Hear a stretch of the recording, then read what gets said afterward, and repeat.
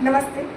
आज हम जानेंगे कफ के लिए कौन सा प्राणायाम करना है। अगर आपको ज़्यादा कफ रहता है, साइनस का प्रॉब्लम है, सांस लेने में दिक्कत है, अस्थमा का प्रॉब्लम है, इन सारे प्रॉब्लम का एक सॉल्यूशन है भस्त्रिका प्राणायाम। तो कैसे करना है भस्त्रिका प्राणायाम हम देख लेते हैं और हर रोज इसका 25 आवर्तन करें सुबह और शाम, आपको 110% रिजल्ट मिलेगा। ऐसे दोनों हाथों ऊपर रखते हुए गहरी सांस भरें और फोर्सफुली नाक से सांस को छोड़ें।